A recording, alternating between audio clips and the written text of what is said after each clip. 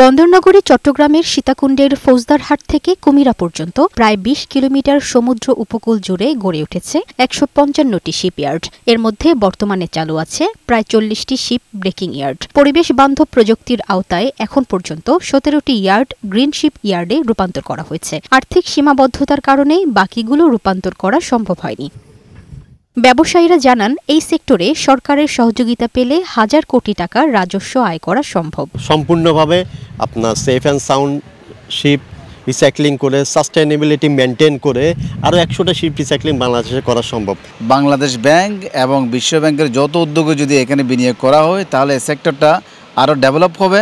নানা প্রতিবন্ধকতায় এই শিল্প এগোতে পারছে না বললেন বাংলাদেশ শিপ ব্রেকিং অ্যান্ড রিসাইক্লার্স অ্যাসোসিয়েশনের সভাপতি। একটা ইয়ার্ডকে রেকটিফাইড করতে বা একটা ইয়ার্ডকে তৈরি করতে বিশাল একটা টাকার প্রয়োজন। এই যে ৩০ থেকে ১০০ কোটি টাকা যে খরচটা হয়, এটা আমাদেরকে কেউ দেয় না। সঠিক বর্জ্য ব্যবস্থাপনা নিশ্চিত করা গেলে এই শিল্প দেশের অর্থনীতিতে বড় ভূমিকা রাখবে বলে মনে করে পরিবেশ অধিদপ্তর। এই কনভেনশন এবং আমাদের যে বিধিমালা এইগুলো অনুযায়ী যদি ওনারা শিপইয়ার্ডগুলো পরিচালনা করে তাহলে যেরকম দূষণ নিয়ন্ত্রণ হবে, একইভাবে যেহেতু এটা সম্ভাবনাময় একটা শিল্প বাংলাদেশের জন্য, সেটা ত্বরান্বিত হবে বলে আমার বিশ্বাস। জাহাজের বর্জ্য পরিশোধনের জন্য ২০৩০ সালের মধ্যে টিএসবি স্থাপন করা হবে বলে জানিয়েছেন বাংলাদেশ শিপ রিসাইক্লিং বোর্ডের মহাপরিচালক।